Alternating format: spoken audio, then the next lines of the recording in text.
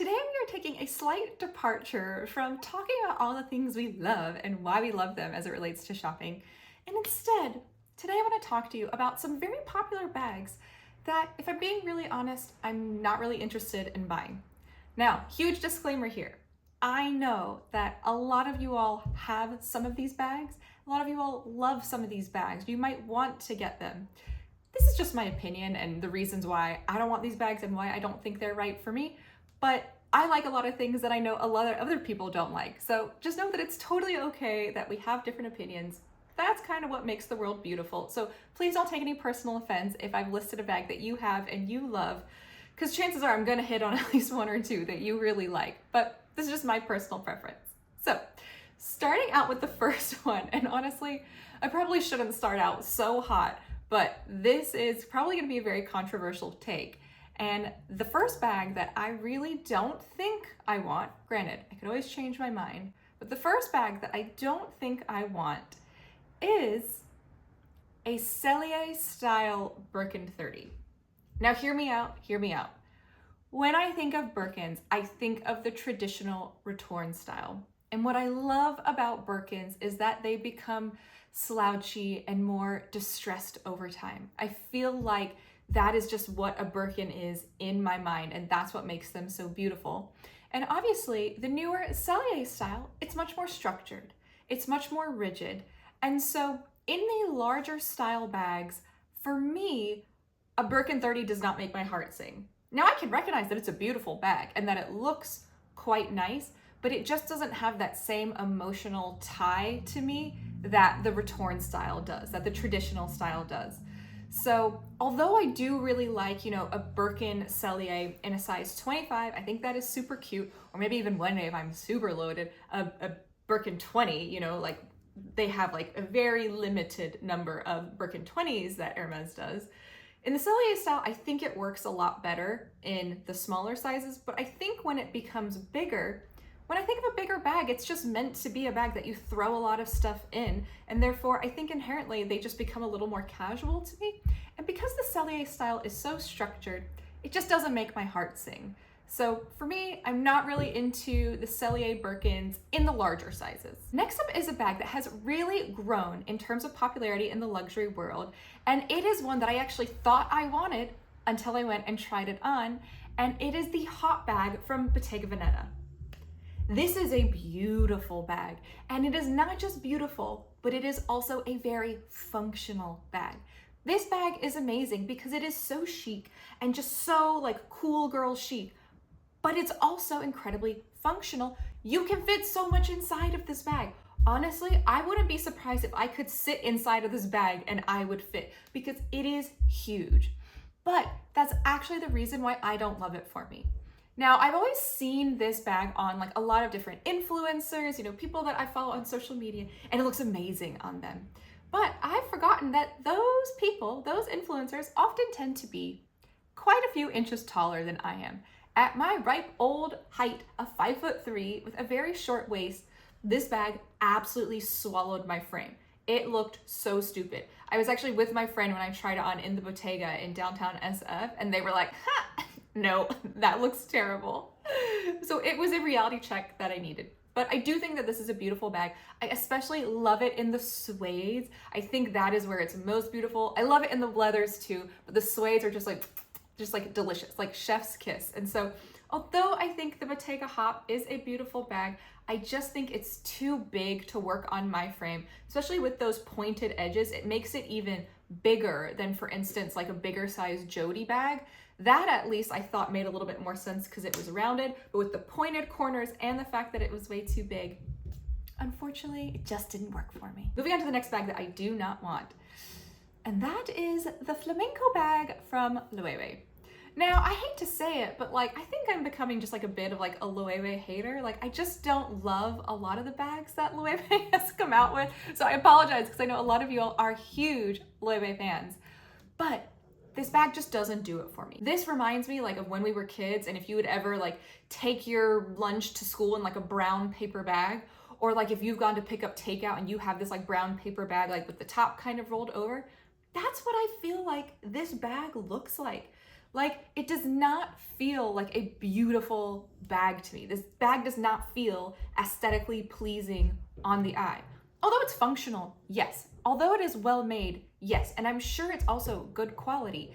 But just like in terms of like aesthetics, I don't like it. It's got these like weird little things hanging off the side, the weird little drawstrings and the little like loop-de-loop leather around it.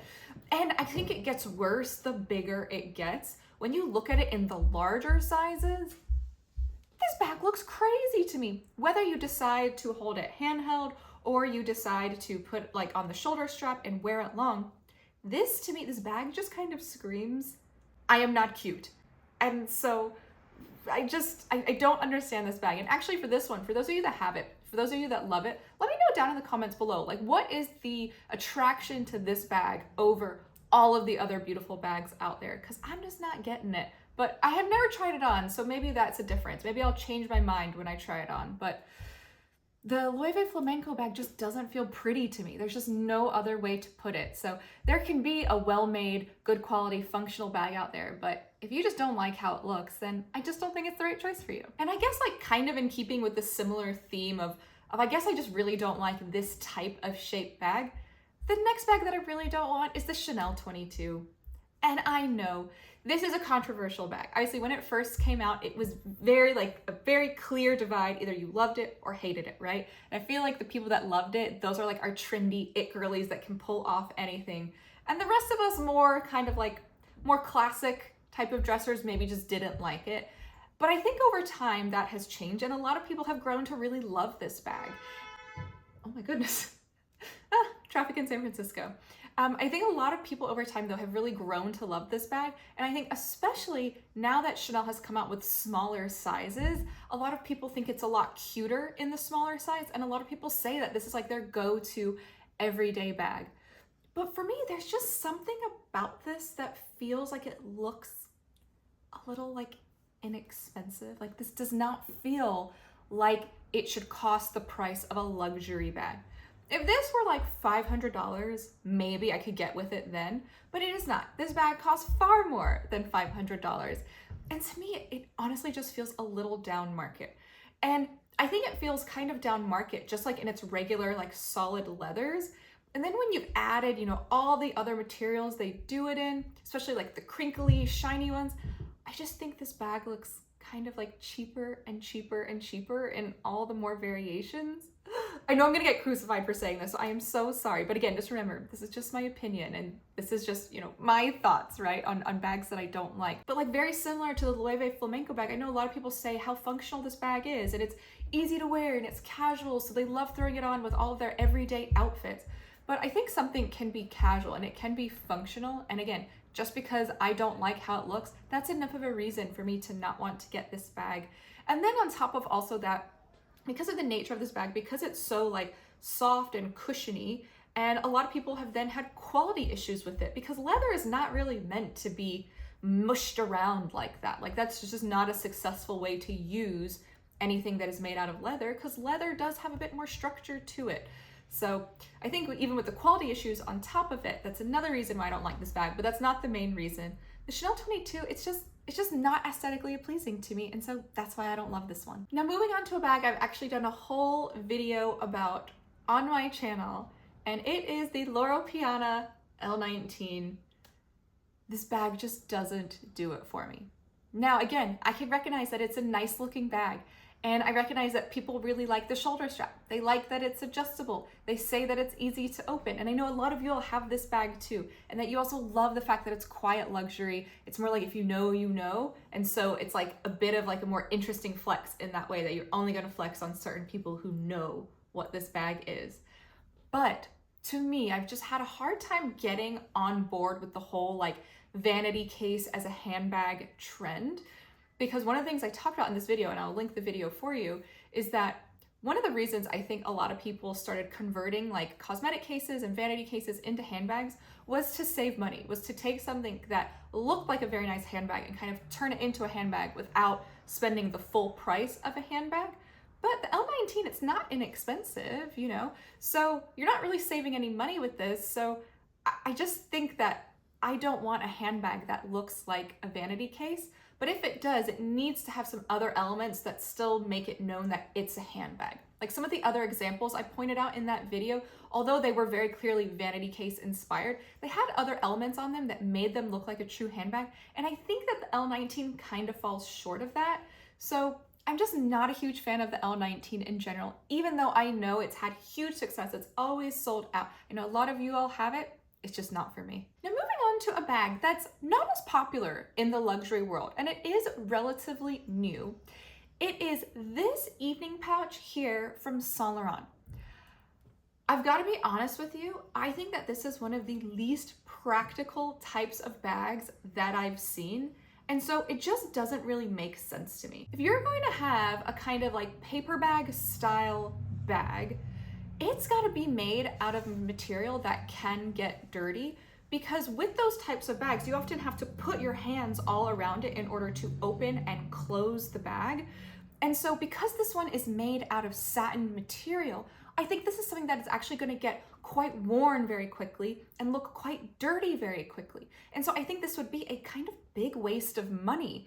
But granted, maybe people who have this much money to spend on a cute little satin going out bag, maybe they're not so worried about money, and that's who this bag is made for. Maybe I'm just not the target market, I'm not the target demo.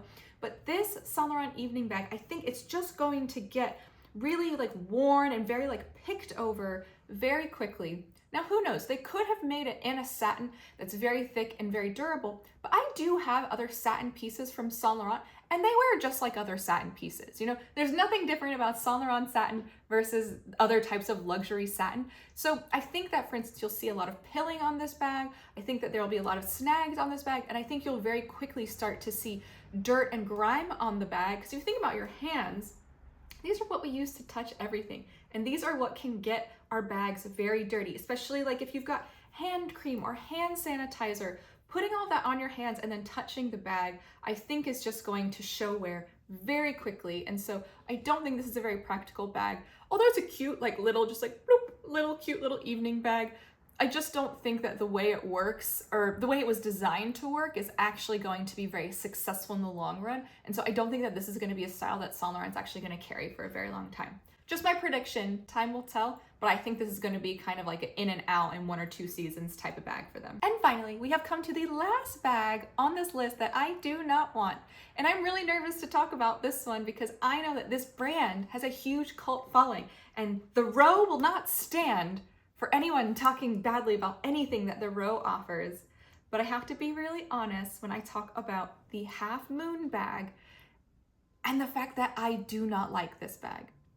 What I think is beautiful about the Row is that their items are so clearly luxurious and so clearly well made. You know they're expensive just looking at them, whether it's their ready to wear or their handbags. Everything from the Row, it's just stunning. But for some reason, this Half Moon bag kind of sticks out to me in their line like a sore thumb, and it's one that just does not resonate with me.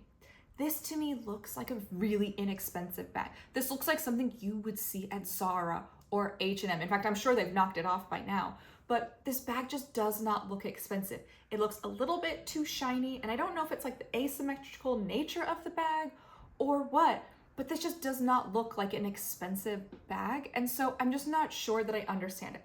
I get it that it's like stealth wealth, you know, that it's quiet luxury, but I think there's a way that quiet luxury still looks very elevated.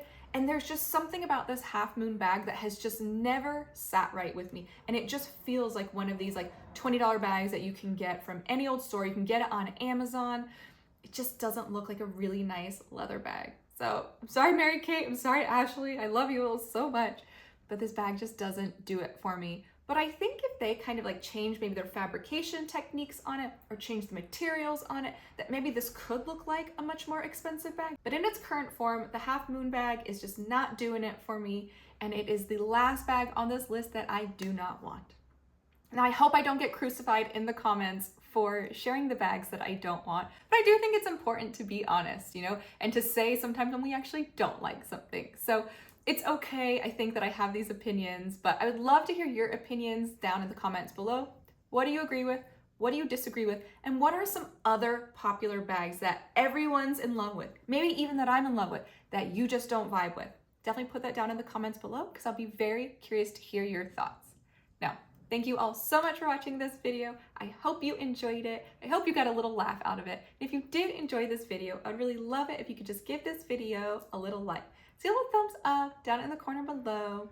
And if you haven't already, what are you doing? You need to subscribe to my channel so that way you can get all my latest content about all things shopping or not shopping delivered straight to you. Thank you so much for watching. My name is Lily and I can't wait to see you next time. Bye everyone.